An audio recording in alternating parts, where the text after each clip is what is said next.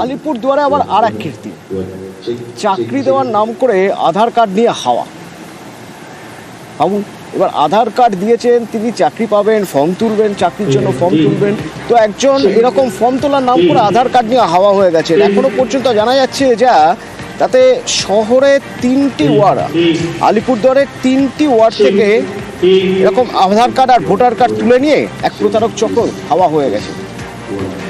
রাজকুমার রয়েছে আমার সঙ্গে সরাসরি। রাজকুমার, আধার কার্ড, অরিজিনাল আধার কার্ড, ভোটার কার্ড তারা দিয়ে দিলেন ভরসা করে, এতটাই ভরসা, মানে এতটাই কনফিডেন্স ছিল যে যারা প্রতারণা করছিল, কি বলে তারা এই আধার কার্ড বা ভোটার কার্ড নিচ্ছিল?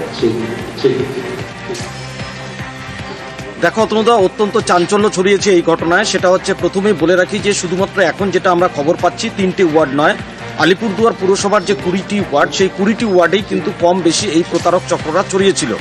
এবং বিভিন্ন জায়গায় বিভিন্ন মহিলার কাছ থেকে তারা সেলফ হেল্প গ্রুপ অর্থাৎ স্বনির্ভর গোষ্ঠী গঠন করবে এবং গঠন করার পর সেই স্বনির্ভর গোষ্ঠীর মহিলাদের কাজ দেওয়া হবে, চাকরি দেওয়া হবে বলে তারা আধার কার্ড, ভোটার কার্ড সংগ্রহ করছিল।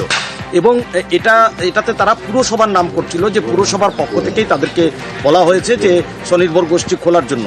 তার কারণ হচ্ছে, শহরে যত স্বনির্ভর গোষ্ঠী খোলা হয় তার নেতৃত্বে থাকে, তার দায়িত্বে থাকে হচ্ছে পুরসভা। পুর কর্তৃপক্ষের পক্ষ থেকেই সরকারিভাবে উদ্যোগ নিয়ে কিন্তু এই স্বনির্ভর গোষ্ঠী খুলে দেওয়া হয়।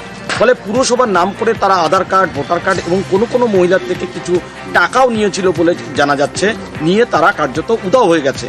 মহিলারা, অতনুদা, যে প্রশ্নটা তুমি করছিলেন যে এতটা ভরসা, আসলে কাজ চাই, কাজ দরকার। দুটো হাত বসে থাকলে সকলেরই খারাপ লাগে, কিছু কাজ পেয়ে কিছু টাকা রোজগার হলে সকলেরই ভালো লাগে। এই ভরসাতে কিন্তু অনেক মহিলারা তারা দিয়ে দিয়েছেন ভোটার কার্ড, আধার কার্ড এবং কিছু টাকাও। আধার কার্ড, ভোটার কার্ড আর প্রতারণা চক্র, প্রতারকদের এই যে নেক্সাস, তারা এই এক গাদা আধার কার্ড আর ভোটার কার্ড নিয়ে তারা বেমালুম হাওয়া।